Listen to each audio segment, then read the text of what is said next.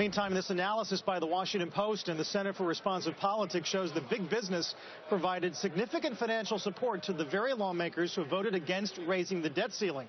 Business groups, particularly the banking sector, warned of the dire consequences of default if members failed to lift the ceiling. Still, 18 Republican senators and 144 House members voted against that measure. Republican Congressman Scott Garrett voted no, and he joins us this morning from Capitol Hill, a member of both Budget and Financial Services. Congressman, good to see you again. Good morning. Hey, it's good to be with you as well. Thanks for the chance. What do you make of this Post story? I mean, they're citing Honeywell, AT&T, UPS, all these, the kinds of companies that are coming out and saying this would have been terrible. Apparently, they're lobbying dollars all for naught. That it would have been terrible had we not gotten the deal at the end of the day, you mean? No, they obviously would come on our air ostensibly and say default will be bad for business. Yeah. And yet the Congress people to whom gave money in the re-election cycle voted exactly for something that might have led to default. Yeah, well, I guess that goes to the issue of those people who say that politicians are bought by their contributors. I guess in that case, it's not the case. But, you know, I was listening to the lead into me coming on air right now in the interviews and what have you. You know, the people that you don't ever get the chance to interview, right, are the people who are actually going to pay the price of all this, the people who are going to pay the debt. The fact that we didn't reach any real agreement, we just kicked the can down the road again. The $17 trillion we had, the $1 trillion we're going to be adding to it, the $2 trillion that you're going to be adding to it for Obamacare. Really, the people you need to interview, I know it's hard, is to talk to your kids, my kids, grandkids.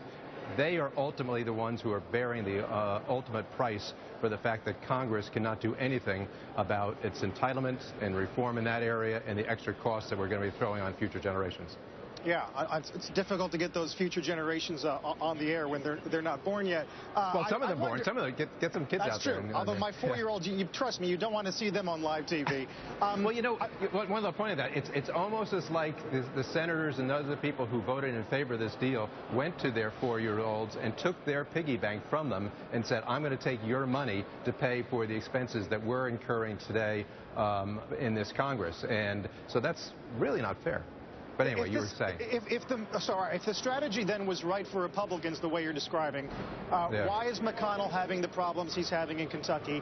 Why does Mike Lee get trounced by both the Washington Post and the Journal today as the poster boy for the Republican who led the party down this road and is now going to pay some kind of political price?